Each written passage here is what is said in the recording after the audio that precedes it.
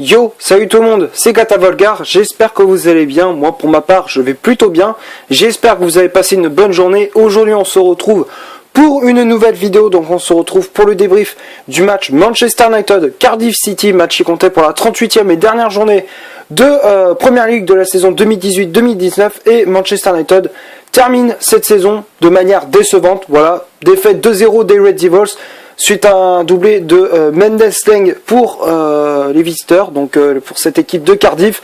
Et suite à cette défaite, ça change pas grand chose. On termine de ce championnat à la 6e place, voilà, donc avec 4 points de retard sur Arsenal 5e et 5 sur Tottenham 4e. Donc en gros l'année prochaine on jouera la Ligue Europa. Donc je savais déjà depuis un petit moment qu'on n'allait pas se qualifier pour la prochaine Ligue des Champions. D'ailleurs c'était même depuis un petit moment. Donc voilà, qu'est-ce que je vous dise, on n'a pas de niveau pour la Ligue des Champions. Notre jeu il est dégueulasse, notre équipe elle est en carton, notre attaque elle est pourlingue, elle est en panne d'inspiration, elle est en panne, et notre défense elle prend l'eau, à chaque match elle prend l'eau.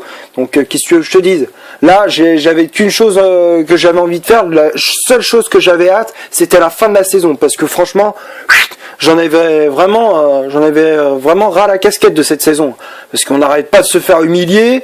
À chaque fois c'est la même chose, on se fait toujours humilier. Et encore une fois ça a été une débâcle, une humiliation qu'on a subie chez nous à Old Trafford. Et le pire dans tout cela, c'est que Solskjaer, il sait que c'est le dernier match de Valencia à la tête de Manchester United, tout comme Ander Herrera. Non, il faut que Valencia il soit sur le banc dès le départ. Pourquoi tu l'as pas mis dans le 11 de départ? Ça se trouve, on aurait peut-être, ça aurait redressé la barre, on aurait peut-être fait un meilleur match. Parce que franchement, avec les Ashley Young et les Dalot, laisse tomber, on était à la ramasse. Franchement, on a été dans ce match-là, on a pris l'eau.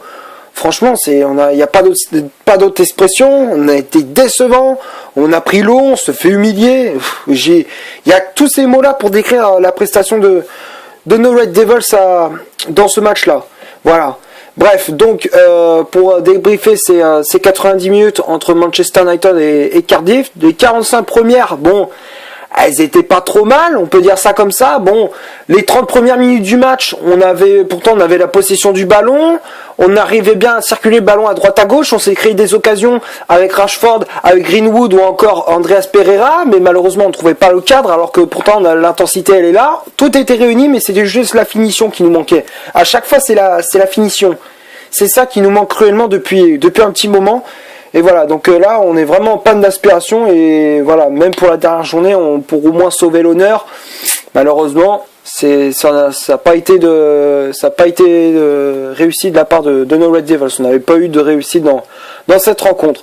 Donc comme je disais, dans les 30 premières minutes du match, on a fait une prestation plutôt correcte, voilà. Bon, même si ça encaissait un but à la 23e minute de jeu sur un penalty, pour moi, j'ai trouvé que, je trouve que franchement le penalty il est un peu dégueulasse, parce que pour moi Dalot, certes il touche un petit peu l'adversaire, mais quand même son tacle il est assez propre, il touche beaucoup le ballon quoi, c'est vrai qu'il touche un peu l'adversaire, mais quand même il touche presque le ballon quoi, il touche le ballon. Donc pour moi il y a pas de penalty sur cette action là, perso il y a pas de penalty. Dalot il fait un tacle assez propre, on peut dire ça comme ça. Je dis pas qu'il est nickel, mais je dis qu'il est assez propre. Voilà, donc pour moi personnellement, pour moi sur cette action, pour moi personnellement, je trouve qu'il n'y a pas penalty. Donc voilà, mais bon, l'arbitre il a décidé pour penalty. Derrière, bon, Mendes-Leng il transforme le penalty. Voilà, bon 1-0 pour Cardiff. Là, on s'est pris un coup derrière la tête, mais bon, on n'a pas abdiqué. On a essayé de continuer sur ce rythme-là. Malheureusement, bon, ce qui nous manquait, c'était un petit peu de rapidité dans le jeu. C'est ce qui nous manque d'ailleurs, un joueur qui sait faire la différence, qui arrive à accélérer le jeu en 2 temps 3 mouvements. Voilà, donc c'est ce qui nous manque cruellement dans cette équipe de Manchester. Donc voilà, et j'espère qu'au prochain mercato on va faire le nécessaire pour recruter des joueurs qui sont capables de faire ce genre de choses. Comme ça permet d'avoir un jeu plus fluide et plus agréable à regarder. Voilà. Donc comme je disais, donc à la mi-temps, on rentre au vestiaire avec cette défaite d'1-0, voilà, donc on est mené 1-0 à domicile. Je me dis, seconde période, Solskjaer, il les a bougés un petit peu, je pense que ça va les rebooster et tout. Non, en fait, Ça n'a rien changé du tout. On a continué à faire ce qu'on avait à faire, c'est-à-dire on continue sur ce rythme-là, mais on n'essaye pas d'accélérer notre jeu, on joue tranquille. Voilà, mais non, mais sérieux, c'est pas comme ça qu'il faut faire. Faut avoir une réaction et vite. Dès qu'on se prend un but, pan, on réagit. C'est ça notre problème. On n'a pas de réaction. C'est ça qui nous manque. C'est la vitesse dans le jeu mancunien, de la fluidité et de la rapidité, c'est ça qui nous manque, mais c'est ce que je viens de dire aussi, c'est assez important parce que franchement, c'est ce qui nous manque cruellement. Une réaction, c'est ce qui nous manque. Voilà. Franchement, on n'avait pas de réaction, il n'y avait pas un joueur qui était capable de se dire putain, il n'y a pas de réaction, c'est à moi de le faire. Il n'y a pas de joueur qui ont fait ce genre de choses. Et ça me fait chier parce qu'on est capable de faire du bon, mais on est capable aussi de faire de la merde. Et c'est ça qui m'agace parce qu'on fait des prestations, mais elles sont pas constantes. Nos prestations, elles sont irrégulières. Un coup, on fait le match de l'année comme le match le plus merdique de l'année, quoi. Voilà. Donc c'est soit l'un, soit l'autre. À chaque fois, ça joue de cette manière-là à Manchester. Ouais, mais c'est ça qui nous gêne. C'est ça qui est un peu chiant, mais bon, c'est comme ça. Bref, donc après, on s'encaisse le deuxième but à la 54e. Encore une fois, la défense, elle a été à la ramasse, mais à la ramasse de chez à la ramasse. C'est-à-dire que quand Jones il était sorti en jeu, déjà la défense était encore plus fébrile qu'avant. Voilà, déjà qu'elle était fébrile, mais alors là, elle est encore plus fébrile quand Jones était sorti entré en jeu et qui a fait rentrer Martial pour en faire un choix offensif. Mais bon, il aurait pas dû changer ça. Moi, personnellement, je t'aurais fait sortir Chilian, je t'aurais fait rentrer Valencia, ou alors, je sais pas, tu passes une défense à 3, ou je sais pas comment tu t'aurais fait, mais personnellement, moi, j'aurais fait rentrer un défenseur, ou un milieu, je sais pas, mais voilà, pour, rééquilibrer un petit peu le jeu de Manchester, parce que franchement, on a pris complètement l'eau en seconde période, on a été à la ramasse, quoi. Voilà. Bref, donc du coup à la fin du match, on perd le match 2-0, qu'est-ce que je dise, et du coup on termine cette saison de manière décevante comme on sait le faire. Voilà, donc on termine la saison avec une triste 6e place. Voilà, donc on va passer maintenant à la composition d'équipe que les Gunnar Solskjaer a aligné pour ce Manchester United Cardiff City. Donc ça a été un 4-3-1-2 aligné par le technicien norvégien avec David De Gea dans les cages de Manchester United. La charnière centrale, c'était Phil Jones associé à Chris Smalling, Dalot latéral droit, Ashley Young latéral gauche et capitaine de cette équipe de Manchester, McTominay et Lingard en poste de milieu relayeur, Pogba en sentinelle, Pereira en numéro 10 et le duo d'attaque c'était Greenwood associé à Marcus Rashford. Voilà, donc dans cette composition d'équipe, bon, il y avait du bon et du moins bon. Quand on regarde le 11 de départ, ok, pourquoi pas, ça peut passer, mais bon, personnellement, il y a des choix, encore une fois, que je ne comprends pas. Je comprends pas pourquoi il fait, lors du match contre Huddersfield, Pogba, il joue numéro 10, il était passé de milieu relayeur à numéro 10, et là, dans ce match-là, il joue sentinelle. Il faut m'expliquer. C'est soit tu le fais jouer plus haut, soit tu le fais jouer numéro 8. Parce que Pogba, en numéro 6, j'ai pas vu énormément jouer en sentinelle. Personnellement, j'aurais inversé, j'aurais mis McTominay en 6 et Pogba en 8 parce que McTominay il a cette capacité de défendre, de jouer en sentinelle, il a cette capacité là à jouer la jouer défensive aussi que Pogba il l'a pas forcément quoi.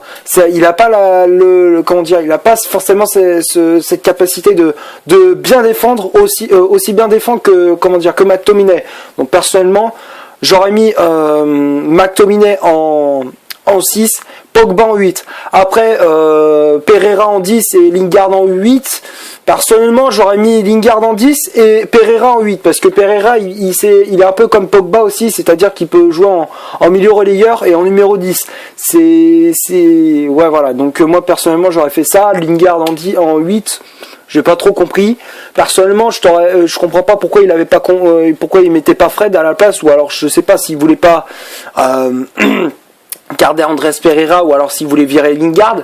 En tout cas, tu peux mettre Fred par exemple. Fred, il est encore bon, voilà, donc tu peux le mettre quoi. C'est plutôt correct. Ou alors tu mets le petit Gardner, tu lances les jeunes talents de Manchester qui vient tout juste de sortir du centre de formation. Pourquoi pas? Voilà, donc ça permettra aux jeunes de prendre un petit peu d'espérance. Mais bon, malheureusement, tu as choisi de mettre le Lingard en 8. Bref, après il a fait jouer Greenwood et Rashford en attaque. Bon, Pourquoi pas, ouais. Mais bon, après, Rashford, en ce moment, c'est pas la grande forme. Donc, personnellement, j'aurais fait rentrer, j'aurais mis le petit Gomez, ou alors comme je dis, ou alors Juan Mata. J'aurais fait jouer soit l'un, soit l'autre, Voilà, donc, t'avais cette possibilité-là de mettre Mata, ou alors le petit Gomez en attaque. Voilà, donc pour la composition d'équipe, après il y a eu les remplaçants qui étaient entrés en jeu. Il y avait Antonio Valencia qui disputait justement son dernier match à la tête de Manchester United. Il est resté 10 ans au club, il est arrivé été 2009 à Manchester United et il a pris son envol. Voilà, donc maintenant il a disputé son dernier match avec Cardiff, donc qui était entré en jeu à la place de Dalot, Martial qui était entré en jeu à la place de Phil Jones et le petit Gomez à la place d'Andreas Pereira. Voilà pour la composition d'équipe. On va passer maintenant aux statistiques de cette vidéo. Donc on va commencer par celle de Manchester United. Donc Manchester United, c'est 74% de possession de balle, 11 corners, 18 tirs au total dont la moitié a été cadrée, 9 au total, 3 hors-jeu et 9 fautes commises. Donc ça c'est du côté de Manchester United, et du côté de Cardiff c'est 26% de possession de balle, 2 corners, 11 tirs au total dont 4 cadrés, 4 tirs cadrés, 0 hors-jeu et 6 fautes commises. Donc ça c'est du côté de Cardiff. Voilà, donc Cardiff a pas eu beaucoup le ballon, mais en termes d'occasion c'était eux qui étaient plus réalistes que nous. Nous on a fait comme d'habitude, on a comment dire, on est resté on vendange devant le but devant le but adverse, quoi. À chaque fois c'est la même chose et c'est ça qui nous pose énormément de problèmes. Donc c'est pour ça qu'au prochain mercato j'espère qu'on va faire du ménage pour certains joueurs qui méritent leur place ou qui méritent plus leur place, qui n'ont plus la place à Manchester. Voilà, donc j'ai quelques noms en tête mais je vais pas les citer. Voilà, donc je préfère leur dire ça lors d'une prochaine vidéo où je ferai peut-être un bilan de la saison 2018-2019 avec mes tops, mes flops et mes surprises de cette année 2019. Voilà, donc de cette saison, quoi. Voilà, donc pour en revenir au match face à Cardiff, donc là je viens de dire les statistiques, on va passer maintenant au top et au flop de cette vidéo. Donc les tops pour moi c'est De Gea qui a fait un match plutôt correct, même si sur les 2 buts, bon il peut pas faire grand chose, le penalty il avait une chance sur 2 de l'arrêter, voilà, et le deuxième but, bon bah il pouvait rien faire sur cette action. Mais hormis ça, il a fait quand même quelques parades et l'addition, heureusement qu'il était là, sinon l'addition elle serait un peu plus salée. Je pense que ça serait tourné sur un 3-0, un 4-0 parce que là Cardiff ils étaient nettement au-dessus que nous, quoi. Parce que notre jeu, c'est assez impressionnant d'être dominé de cette manière-là par le 18e de Premier League. Voilà, donc De Gea pour moi c'est le top. La charnière centrale, Phil Jones et Smalling, je le mettrais dans flop parce que quand même il a fait des fois il était vraiment à la ramasse sur certaines actions, il était vraiment à la ramasse. Phil Jones il a été un peu plus agressif, j'avais trouvé qu'il était meilleur que Smalling, donc Smalling le flop, Jones le top. Dalot sur l'action la faute qu'il a fait, bon je vais quand même l'épargner parce que quand je vais être indulgent avec lui parce que quand même sur l'action l'arbitre il a sifflé penalty. Pour moi il n'y avait pas penalty parce que le tacle était assez propre de la part de Dalot. Donc personnellement j'aurais pas sifflé penalty et donc quand même dans l'ensemble du match ça a été plutôt correct de la part de Dalot. Voilà, donc Dalot pour moi c'est le top. Ashley Young c'est le flop parce que pour moi il s'est fait bouffer sur son côté, il a été à la ramasse. Mais à la ramasse de chez à la ramasse, franchement, il a servi strictement à rien. Donc du coup, c'est le flop total. Pogba le flop parce que pour moi, il a été inexistant durant la rencontre. Pogba, il a été dans l'ombre comme ses coéquipiers, il a été dans l'ombre. Voilà, donc il a sombré dans ce match-là. McTominay et Lingard, bon. Lingard, ça passe encore, et McTominay aussi, ça passe. Donc quand même, ils ont fait de bonnes prestations. Donc pour moi, Lingard et McTominay, c'est le top. Andreas Pereira, je le mettrai dans le top aussi parce que c'est lui qui a créé pas mal d'occasions pour Manchester United, même si elles ont pas été au fond. C'est lui qui a apporté beaucoup de plus à l'attaque de Manchester United. Donc pour moi, Pereira, je le mets dans le top. Greenwood et Rashford, bon, c'est pas la grande forme, mais quand même, il s'est créé pas mal d'occasions quand même. Donc pour moi, Rashford, je le mets dans le top, même s'il manque un petit peu de précision, de finition dans la qualité du jeu de l'attaquant mancunien. Et comme pareil pour Greenwood, ça a été le même cas pour le jeune attaquant de Manchester United. Donc pour moi, il a été quand même, il a fait une bonne prestation pour moi, le petit Greenwood. Donc je le mettrai dans le top. Après sur Valencia, Martial et Gomez, le petit Gomez je l'ai pas trouvé mauvais, voilà, depuis qu'il est entré en jeu. Martial il a sombré pareil, je sais pas à quoi il a servi depuis qu'il est entré en jeu. Et Valencia, bon, il a fait son dernier match, voilà, donc il n'y a pas grand chose à se mettre sous la dent sur le jeu de Valencia, même s'il a fait quelques interventions assez correctes. Donc pour moi, Valencia, je le mettrais dans le top. Martial le flop et Gomez le top. Donc Greenwood et Rashford, je les mettais dans le top. Donc les flops dans cette rencontre sont Smalling, Ashley Young, Pogba et Martial. Voilà. Donc pour les flops et les tops, c'est Derea, Jones, Dalot, McTominay, Lingard, Pereira, Greenwood, Rashford, Valencia et Gomez. Voilà pour les tops et les flops. Et c'est déjà la fin de cette vidéo, c'est déjà la fin de ce débrief.